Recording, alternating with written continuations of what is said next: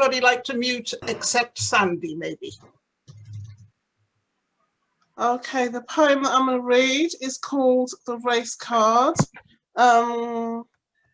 It was very meaningful and very powerful for me because it's so often used by people to diminish a racist experience. It's used to diminish a perspective and a point of view.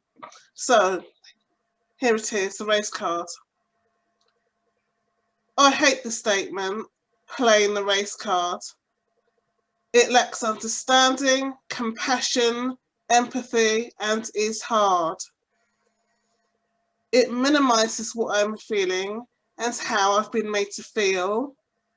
Trust me, when I raise the issue of race, it's completely real. I don't play a card when I complain of inequality and disrespect. I don't play a card when I'm treated as a lesser being and a reject. I complain about my treatment. I complain of racial abuse, but I don't play a card. I don't play the race card. For me, it has no use. When staff complain of being treated less favourably than you, accept that there may be discrimination taking place, which real leaders would pursue. You can't be impartial on this if you suggest a card is being played. To me, and others like me, it seems your decision has already been made. Listen to what I have to say. Investigate, probe, and question. Until you have the facts, you won't know if there's been a transgression. Be clear about the issue. Be clear about my claim. Don't refer to my complaint as a race card. It makes me feel ashamed. Ashamed to work for your organisation. Ashamed that you treat me so. It affects my mental health and well-being and makes me want to go. It makes me want to leave this employment, leave this place today. I cannot continue in an environment where I don't have an equal say.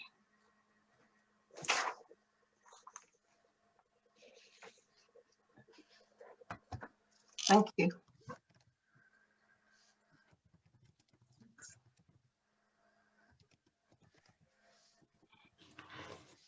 I've been told that Colette really wants to read her poem now. It seems to fit in with what's happening in the group.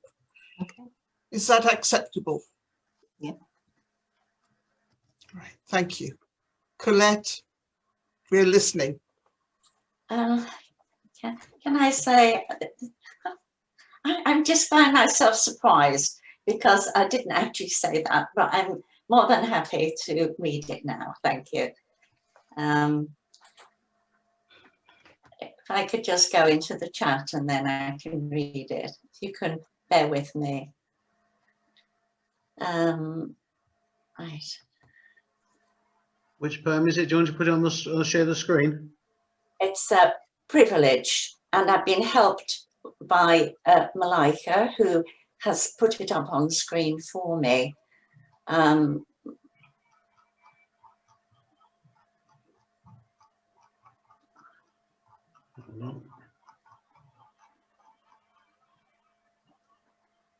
Right, okay, thank you.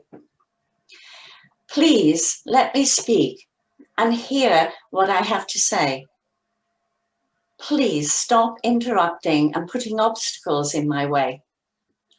I am trying to share my experience of racism in my everyday life, yet you are not wanting to listen, only share your strife. Your privileges of being male and white do not allow you to see my issues, my experience, and shout. Please don't minimize my lived experience. Please don't shut me up. Your facial expressions, your body language, and portfolio of tuts make me feel anxious, affect my mental health, make me feel devalued, and denies my experience and self.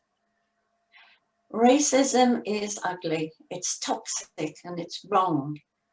Minimizing my experience does not help. It makes my journey painful and wrong. You are in a position of power. Right. You can educate and share. Good. It's been really good. So take your job seriously and at least act as if you care.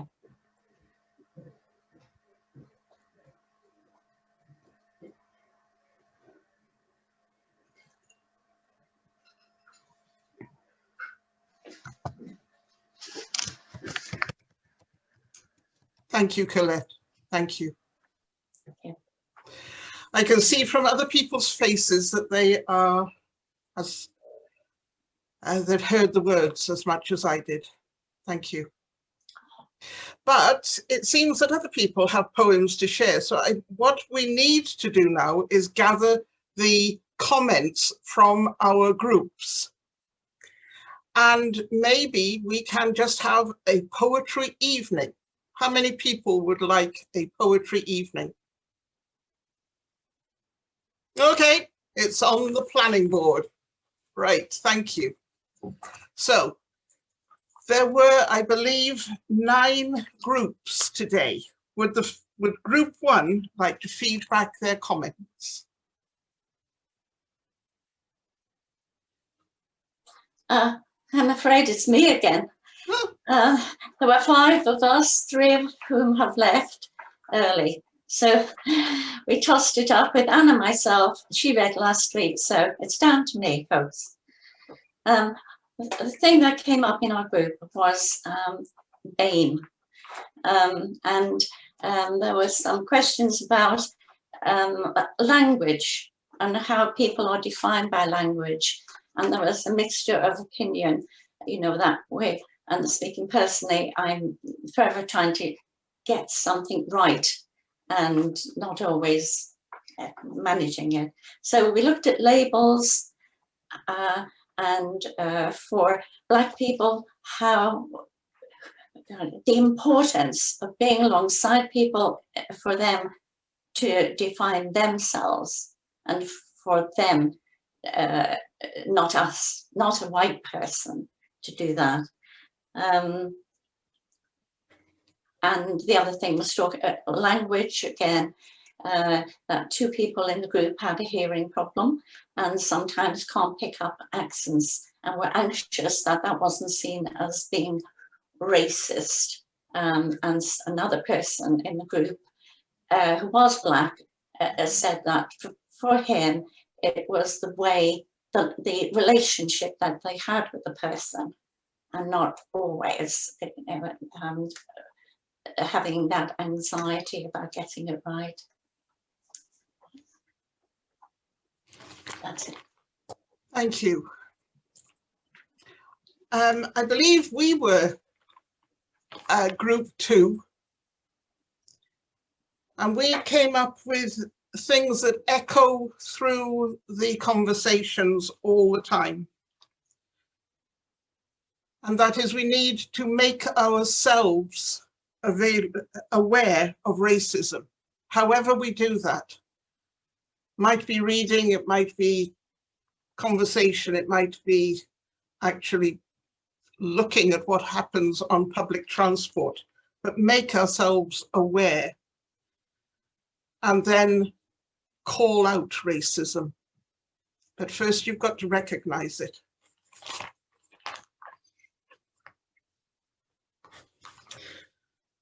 So group 3, what comments have you?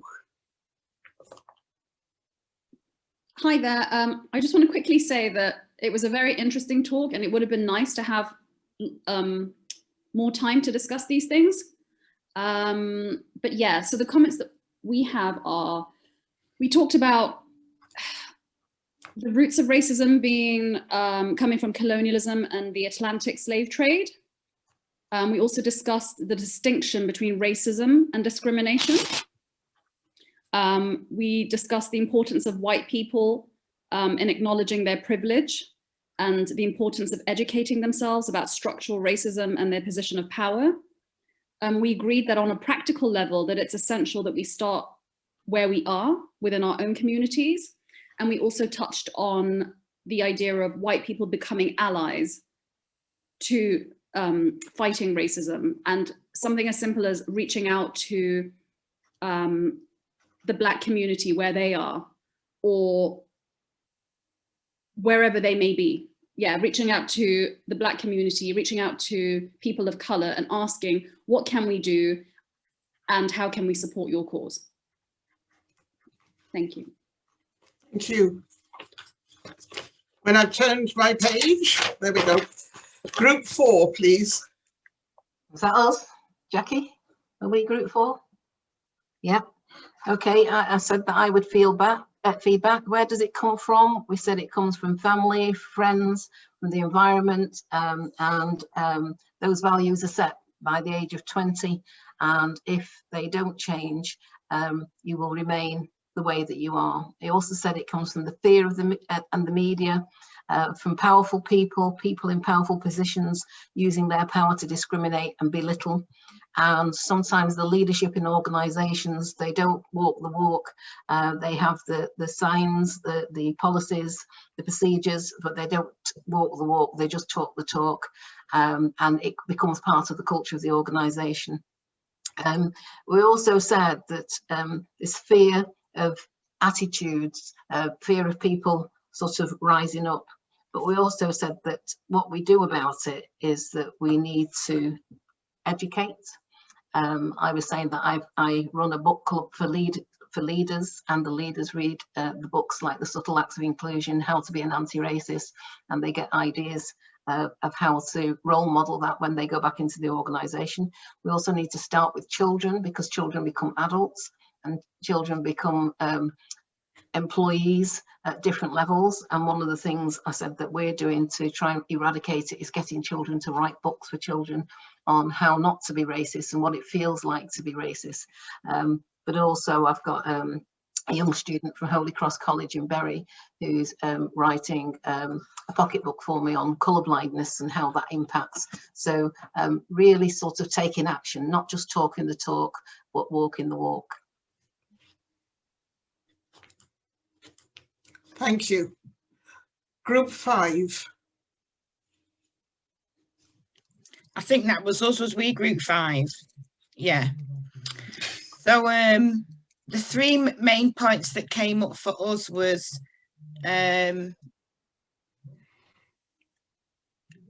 lived experience and more travel and being around different cultures. The second one that came up, which came up quite a few times, was education, and about the education needs to change, and especially about raising awareness. Another one that came up was about white privilege and having access, so the white community can have access more to understanding what white privilege is. And one little last one which I learned today was keyboard warriors. And they're people who say, I've never heard it before, but they're the ones who are sat behind a keyboard just saying really, really negative, awful things, and they're not showing who they are. So there needs to be some kind of calling out for that and some responsibility for that as well. Just say, Malika, that there's 2 really good YouTube videos on white privilege, and John Amamichi is as one of them, and the other one is James Corden. The James Corden. I've seen that one. I've seen that James one. Yeah, it's really good, and it doesn't sort of make you feel defensive. No, I'm going to try and get it actually, and I'll put it in the chat, Alyson. Right. Okay. Yeah. Thank you for that. Can we move on to group 6, please? Yeah, I'm feeding back for group 6. We covered many of the areas already said. I think the thing I'd like to highlight from our group is that to try to address and become a white ally, to try and address some of the racism, it doesn't need to be big acts, it could be small acts that make a difference. And we had some really lovely examples from someone sent a card to Marcus Rashford this week just to thank him for what he's doing.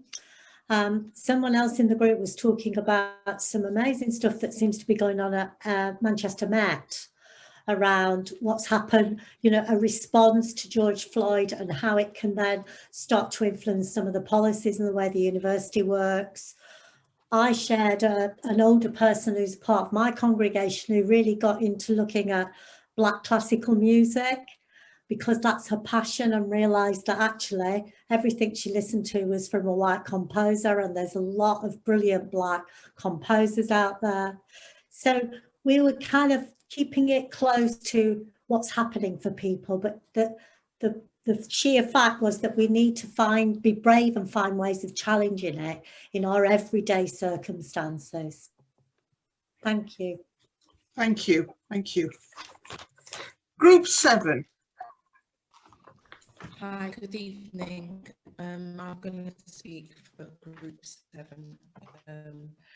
So basically, we touched on the causes of racism, where it comes from being, you know, looking at financial benefits and fear, being afraid, and, you know, the kind of like the viewpoint of white being normal and other colours are inferior. We also had some individual testimonies from the group about, you know, coming into the UK, seeing it as, you know, for protection purposes, but actually the individual feels like she's been dropped in a hot oil, you know, and all kinds of issues kind of associated with that. Sherry, can you speak up a bit? Because I think a few of us are having difficulty hearing. Why it's still here, we kind of like agreed that it's because of power and privilege. And Sherry, it's quite hard to hear. Those commodities find it difficult to acknowledge and surrender it, but we mustn't keep quiet. And lastly, oh, sorry, is that better? Is that better? That's better. Is that better? Yes. Can you hear me now? Yes. Hello? Yes, we can hear you. Now? Yes. We can. Hello? Hi, we can hear you. Can you hear us? Hello, can you hear me now? Yes. Can you hear me now? Yes.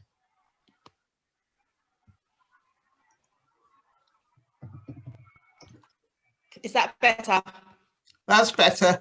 Yes. Okay. And last, oh, cool.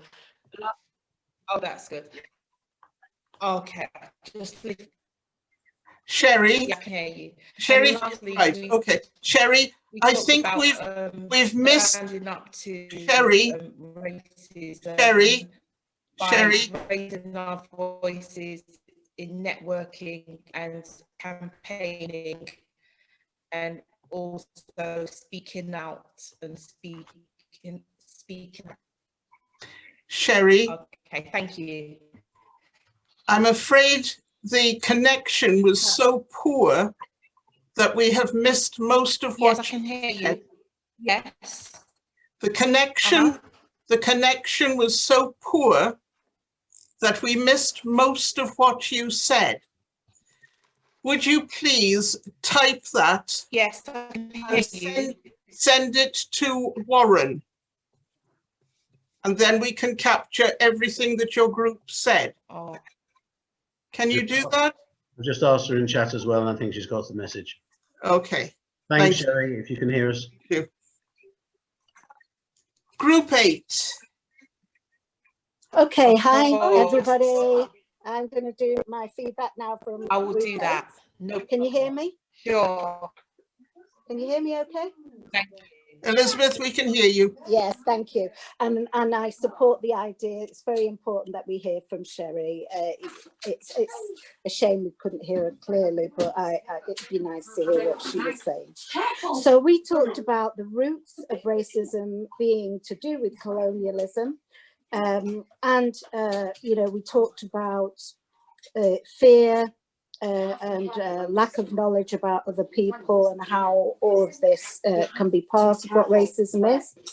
And then there was a comment really that kind of racism, you know, everybody could be racist, and that was challenged because then we had an opportunity to talk about how racism has to do with power really, and that exertion of power from a dominant a set of people, if you like, and that's what's made racism be all that it is. The group talked about education, you know, educating yourself around the area so that you can do more to challenge racism, and the importance of privilege, acknowledging that, admitting that, and going forward. And then also that where you do get yourself more aware, what is your sphere of influence? Sorry about backgrounds, I've got a little too here. But what is your sphere of influence? People being really keen to do something about what they're learning and what they now know, you know, but not really been in the communities where they think that they can make a difference, you know, and living really in a nice white community. And really we noted that as well, that you very rarely hear about a nice black community. You hear the term nice white community and never really, you know, even to that use of our language, we see black people in a different way, in that very unconscious way. So we need to do more to know each other, to change perceptions, to challenge those things that exist. There was people amongst us who said they are zealous about challenging racism and inequalities, and that was good, but that there are some people who wouldn't feel as strongly able to do it. And really that every single person has taken a personal responsibility to do something, from public speaking to, you know, challenging in a workplace to in their social groups, you know, whatever they hear. That's it. Thank you. Thank you, Elizabeth. And group 9. I'm not sure there's a speaker for group 9. Does anyone want to just feedback quickly a couple of the points? Yeah, there was an amazing young woman called Olivia in the group, and she talked about her sister and have racist attitudes from her upbringing, and I found that quite interesting because I've never met anybody that could give such a very clear understanding of where racism comes from. And she said it's a feeling that people well, from what I understand, it's a feeling that people have to protect their identity because they feel that other people can be more successful than them. She also said that it was also lack of education and about classism. And so we talked about when people go to university or go to college, you come out of your, you know, your kind of bubble. And I think that's what Alyson referred to in her talk about the, you know, like this significant experience in your life that changes your perception. So that was my understanding of where racism comes from. But also I think labels also build barriers between people. So that was the first question. I don't know if Soyaka, maybe you want to contribute, and also there was another lady. I'm just looking for her. Unless anyone else wants to say. I think you've captured it, Jen. That's fine. I think we've Yeah, run but out of time. Okay, I could tell you also about how to eradicate racism. Quickly. Really, I do think that listening to Black Lives experiences is really, really helpful in order to have empathy. And I think that leaders from councils and the police and big institutions should have training like this to listen to people's lived experiences in order to help change their perception. Thank you very much. Thank you. Warren, I believe it is you are leading the pledge. I wasn't aware I was, but we can do. Sorry. Thank you, everyone. I know there's a lot of us that felt that we needed more time in groups.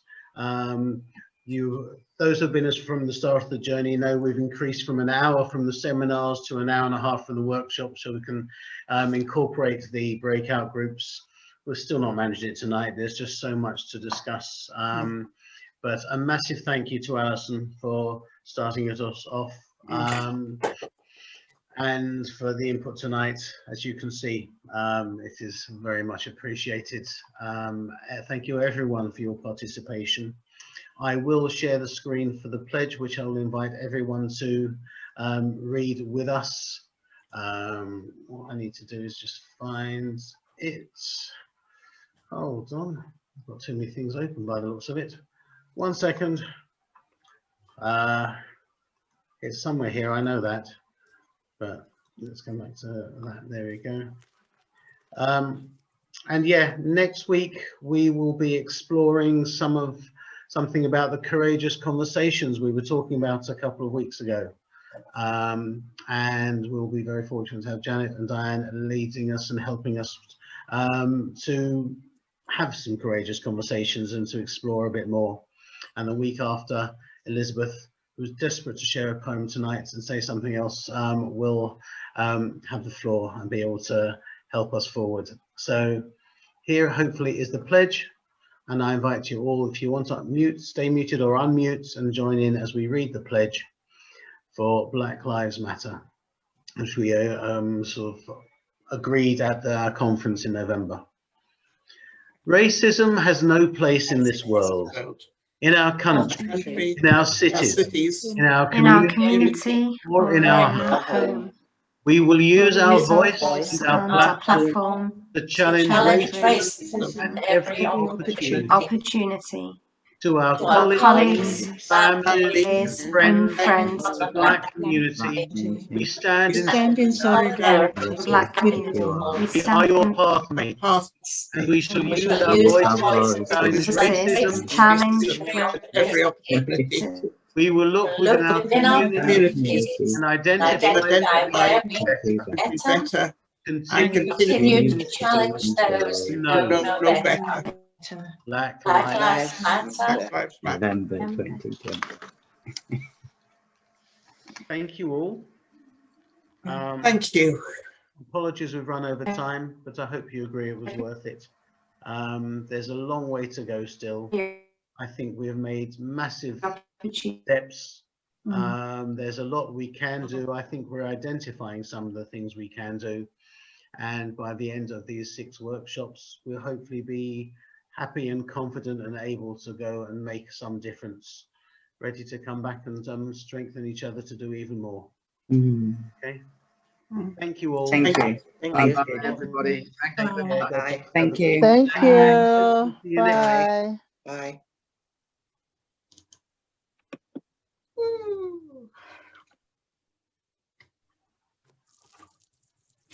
Take care. God bless. See you soon. Thank you, Alyson. Really powerful. You've had loads of good feedback, Alyson. Unmute yourself. Saying that's good. You've had so much good feedback. You were amazing. Oh, thank you. Honestly, I want to shadow you. Yeah. But I also felt I felt a resemblance as well in the stories and stuff, because you've heard a bit of mine before. I've done work with you and stuff, so but you were amazing. Thank you. You're welcome. Is it all right for you, Warren? It was very good, thank you. Shame we couldn't use more of those poems. Yeah. Well, feel We free can have to a use them on poems your night, poetry can't day. we? Yeah, when you do your poems night, feel free. Yeah. I've got a book of hundreds, but they were all about race. I've got things about different stuff that I write about, but I've been doing one today about my cat, because my cat went missing on the 24th of November. And I got a rescue cat last Tuesday, and it got out last night. And it's been on the street for 3 years, and it got out, and we're trying to find it. And the next door neighbour put some ladders up against the fence to see if we could get it. Anyway, this morning he rung my son, and he found my cat that I'd lost in November. Died at the side of the house. Oh. So yeah, it was quite a stressful day today, but coming on here tonight, I was looking forward to doing this to sort of. Yeah. I've lost my rescue cat and my cat as well, so. Yeah.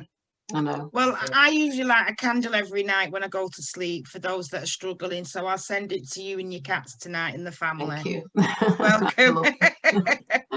You're welcome. Is it all right for you, Margaret? I feel bad I've not asked you. Brilliant. If only one thing came out of tonight, it is that people want to talk.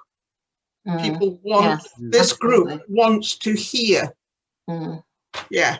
That's good. That's yeah. good. So I think the more stories, the better. Yeah, good. Thanks, well, I've got to go. I've got 2 other meetings. Yeah.